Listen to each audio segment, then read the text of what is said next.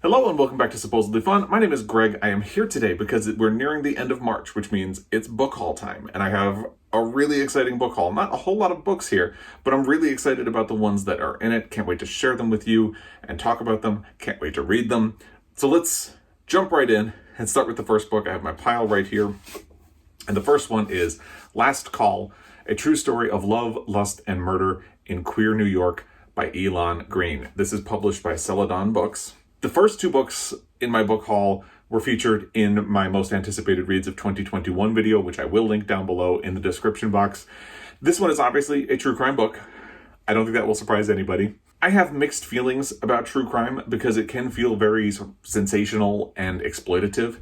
So if I'm going to do a true crime book nowadays, it has to do something a little bit better than that. It has to be something of a twist on the format. Think of The Five by Hallie Rubenhold. That is a book that did its best to eliminate Jack the Ripper from the situation almost completely in order to focus on the lives of the women who were his victims and tell their stories and give them their agency back as people who were more than just victims of a famous crime.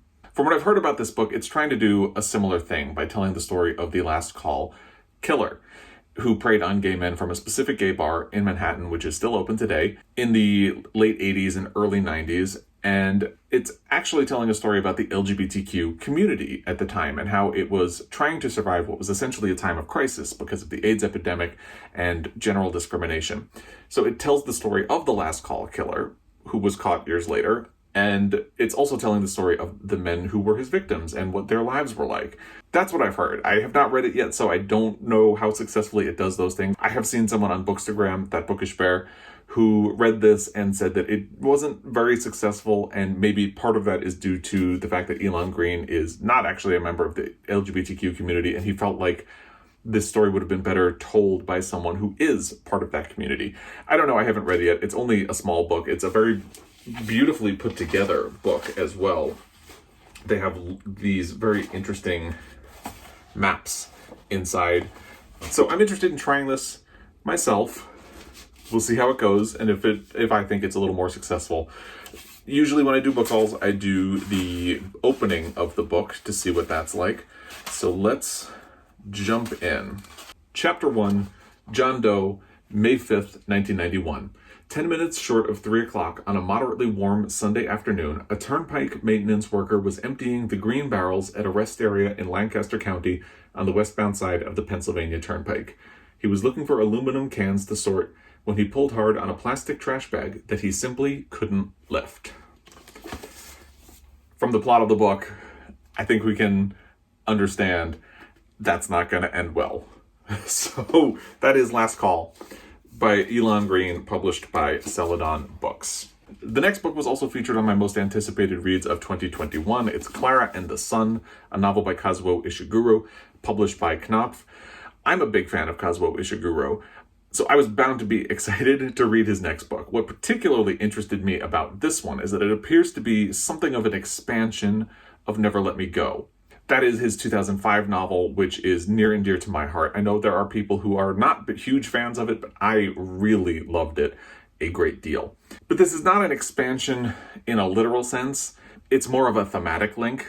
Like Never Let Me Go, Clara and the Sun promises to explore a near future, both alike and unlike how we are currently living, asking questions about humanity caught in a tumultuous moment of technological evolution and the implications that it has over the long term. This one is about an artificial friend named Clara. At the opening of the book, she is sitting in a store waiting to be purchased, and it's about what happens to her. I believe she is purchased and becomes part of a family and is able to fulfill her duty as an artificial friend. It sounds really interesting, and based on how Never Let Me Go is formatted and structured, I'm really curious to see what he does with this idea. So I am really excited about this book, which you can tell because it was one of my most anticipated reads of 2021. I almost didn't want to buy it. I was going to try to figure out how to get it from the library or a library app, something like that. But the New York Times Book Review did an interview, not with Kazuo Ishiguro, but with the person who reviewed the book for the New York Times Book Review. And as they were talking about it, it got me so interested that I immediately ran out and bought a copy. So here we are for my book haul in March. Now let's do the opening of Clara and the Sun. It's dedicated to his mother. That's sweet. Part 1.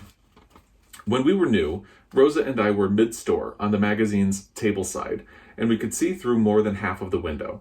So we were able to watch the outside, the office workers hurrying by, the taxis, the runners, the tourists, Beggar Man and his dog, the lower part of the RPO building. Once we were more settled, manager allowed us to walk up to the front until we were right behind the window display, and then we could see how tall the RPO building was. That is Clara and the Sun by Kazuo Ishiguro, published by Knopf. The next one is an itty-bitty book. It was sent to me by Sean the Book Maniac. It's Of Dogs and Walls by Yuko Tsushima. This is from Penguin Modern, and it is translated from the Japanese by Geraldine Harcourt. This is actually 2 short stories written by Yuko Tsushima, The Watery Realm and Of Dogs and Walls. I'm really looking forward to it. It should be really easy to fit in, because even with 2 short stories, it is only 53 pages. So this should be really easy to get in.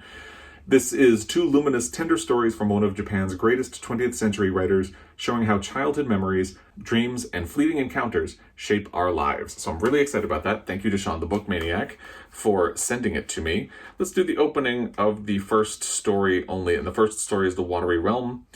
It was in the middle of the summer he turned 5, as I recall, that my son discovered the Western-style castle in the window of the goldfish shop in our neighborhood. And this is published by Penguin Modern. Can't wait to get to it. Should be really doable this year, but we'll see. The next book is Vintage Murder by Naomi Marsh. I've heard really good things about Naomi Marsh over the years, have never read any of her books, and I'm a big fan of classical whodunit style mysteries. I'm not so much a fan of the current style of mystery thrillers, which are really dependent on unreliable narrators and tricking the reader and twists and turns and all that.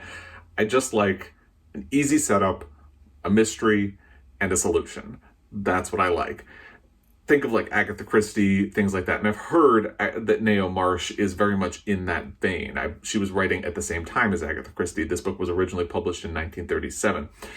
Her detective is Roderick Allen. I've heard good things about that as well. So in this volume, the producer of a theater company touring New Zealand is murdered during a cast party, and of course, you can imagine, everyone is a suspect. Now, my only hesitation with this book is that it's not the first book in this series, and I'm sure you don't have to go through in order, but I like to go through in order. The first one was not available at my local used bookstore, but this one was. It's the closest to the beginning I could get. This is the 5th book in the series. So, if you've read Naomi Marsh, first, let me know what you thought. My neighbors, who live right behind me, very much recommended her books. So if you've read Naomi Marsh, let me know what you thought down below. If you have other recommendations based on this, please let me know that as well. And let me know if it's important to go in order. I might start with this one just to try, but if it's important to go in order, I would like to know. I believe the first one is called Artists in Crime. So I can hold on this and wait until I have a copy of that, or I can just dive into this at some point. Let me know what you think in the comment section down below. This is a really old version, as you can tell, but it was published by St. Martin's/Minotaur. So looking forward to this. Let's do the opening sentence. Chapter 1, Prologue in a Train. The clop and roar of the train was an uneasy element somewhere at the back of the tall man's dreams. It would die away, and fantastic hurrying faces come up to claim his attention. And I love a book with a map. It has a map. So really excited about this one. The next 2 are Sue Grafton books. So if you follow along, you know that I am a big fan of Sue Grafton. If I feel stressed about reading, or I'm in a reading slump, or just kind of want something quick and easy, I tend to turn to Sue Grafton. I had purchased pretty much every book she had published in the early 2000s to the mid 2000s. And then at a certain point, I kind of thought, well, I'm going to move to ebooks. That's where I'm going to go. So if I'm going to reread these, I should do it on ebook. And now I don't read ebooks anymore. And I got rid of all my books. So I want to recollect my Sue Grafton books. So as I see them at my local used bookstore, I grab the ones that I need. So I got 2. N is for Noose and S is for Silence. S is for Silence is published by Berkeley. N is from Fawcett, but again, these are older editions, so take that with a grain of salt. In N is for Noose, Detective Tom Newquist dies suddenly, and his widow hires Kinsey Milhone to look into it and find out why Newquist seemed so stressed in the last 6 weeks of his life. And obviously, This investigation leads Kinsey into danger. Let's do the first sentence of this. I don't want to spend too much time on the Sue Grafton books since they are probably exciting mostly to me. Chapter 1. Sometimes I think about how odd it would be to catch a glimpse of the future, a quick view of events lying in store for us at some undisclosed date. That's N is for Noose. Now, S is for Silence finds Kinsey hired to look into a cold case involving a woman who went missing in 1953. Remember, these books are set in the 1980s. And inevitably, the trail of this leads Kinsey into danger, of course, because that's what happens in these books. So let's do the opening line of this one as well. Chapter 1, Liza. When Liza Mellencamp thinks about the last time she ever saw Violet Sullivan, what comes mostly to mind is the color of Violet's Japanese silk kimono, a shade of blue that Liza later learned was called cerulean, a word that wasn't even in her vocabulary when she was 14 years old. And that is particularly funny to me, as a huge fan of The Devil Wears Prada. And if you've seen The Devil Wears Prada as many times as I have, you know what significance cerulean has in that movie. So, that's N is for Noose and S is for Silence by Sue Grafton, helping me round out my Sue Grafton collection. The next one is called What's Mine and Yours by Naima Koster. This is published by Grand Central. This follows two families to explore what happens after a North Carolina community school is integrated. It's about race, privilege, access, parented, and family. Strictly speaking, it follows the daughters of two families connected by the integration and their mothers over the years to understand parents who want the best for their kids and the children who have to live up to those expectations. It sounds like a really interesting book. Haven't seen a whole lot of feedback about it online yet, but I'm really looking forward to reading it for myself and hearing more about it. And it's also kind of a pretty book. That doesn't really mean anything, but just something about those colors feels soothing to me. And then, of course, the dark cityscape at the bottom is like a nice subtle touch, and the faces. I don't know why I'm talking about the cover. I don't usually talk about covers too much in these. The only thing that bothers me is that it arrived a little bit damaged at the top, which is not the end of the world. It's fine. It just bugs. I don't know if you can see the little tear right there, but it bothers me, and it's a little bent at the top, and I haven't even written it. And you can't really see, but there are little tiny gouges as well. So, doesn't mean anything, but it does bother me. Let's do the opening. What's Mine and Yours? Chapter 1. October 1992, a city in the Piedmont of North Carolina. The street was dark when Ray pulled up behind the bakery. The birds sang wild in the trees, the only things astir so early in the morning, the sky a deep and cloudless blue. His little boy, G, was asleep in the back seat, neat in his school clothes and fogging up the window with his breath. That is What's Mine and Yours by Naima Koster. Now we get to a book I've talked about a fair amount because I was reading it before I went into my crush of BookTube Prize stuff. The Final Revival of Opal and Nev by Donnie Walton. This was actually another one of my most anticipated books of 2021, and I didn't make that connection earlier. So this is another one that pertains to the video I have linked in the description box down below.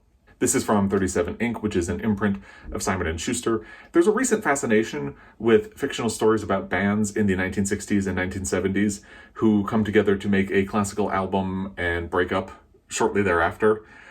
This is one of those books. Think Utopia Avenue, which is one of the books I had to read for the BookTube Prize. Think Daisy Jones and the Six, which is a much closer tie to this one because both of them are told in oral history format. So this follows the duo of the title, Opal and Nev, as they form an unlikely musical duo. She is a soulful black singer from Detroit. He is a nerdy white folk singer from the UK. After they record an album together, a riot breaks out at a concert, and now, decades later, everyone involved is looking back at what happened. And the person who is putting together the collection of oral interviews for an oral history is actually involved in it. Her father was someone who was killed in that riot. And that is not a spoiler. It is something that is revealed in the introduction of the book. So let's do the opening. So the opening is actually an editor's note in which the person who is editing the collection explains their connection. Disclosure.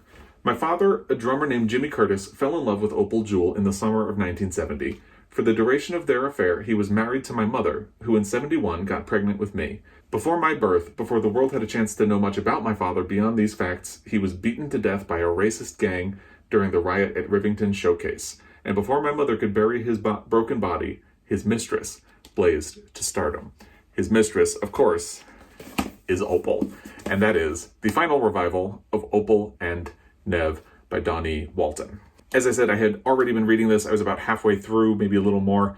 And I'm really looking forward to getting back to it once I'm done with my BookTube Prize reading, because I find the oral history format really fascinating, and this is a very well told version of that. I was enjoying it. The final book in this book haul for March is Asterios, Polyp by David Mazzucchelli. This is published by Pantheon. I used to own a copy of this book a long time ago when it was first published, which was 2009. And I really liked it. But as I was moving to New York City and downsizing, I had to make some really tough decisions about what I was going to keep and what I was going to unhaul. And I unhauled this. And I've always kind of regretted it because I kind of want to reread it and get back to it. And I didn't have a copy. The same day that I went to my local independent bookstore and got Clara and the Sun, I was walking around and I saw this on the shelf. And I have this thing. I like to support bookstores when they have random older books that I'm interested in. So I purchased it from them because it's something I have wanted back on my shelf for a while. And they happened to have it in store. They actually have a really interesting graphic novel, graphic memoir section. So I snapped it up and it's back in my library. What is it about? Asterios Polyp is the name of the main character, this dude right here. He's an architect and a teacher renowned for being a womanizer, except now he's suddenly 50 and divorced and facing a sort of existential crisis. Then his apartment burns down and his life is completely upended. As all of that goes on, through flashbacks, we get to know how Asterios came to be the man he is, and more importantly, we get to know how he came to be the man he is not. It's not the type of book I usually enjoy, and yet I remember really loving it. I'm really burned out on stories about these kind of white men who can't get their lives together, and yet there was something about this story that was really compelling. It could be the way it's told through the graphic novel format. There are really beautiful illustrations throughout, and it kind of ties into the idea that he is an architect. There's really interesting use of lines in this as well. And I just thought, because it's a little bit critical of his role as the traditional male figure and how he may have wasted time dealing with all of that stuff in a way that plays well. And I really enjoyed it, or at least I remember really enjoying it. And now that I have a copy, I can revisit it and give it another shot. So I look forward to doing that. And there you have it. These are all of the books that I brought into my library in the month of March. If you've read any, I would love to hear what you thought of them. If you have any warnings about any of them, I would love to hear that as well. Put it in the comment section down below. If you have other recommendations, thoughts, or anything like that, I would also love to hear that. So you know what to do. The comment section is down there. As always, I really appreciate your time. I will be back. Until next time, happy reading.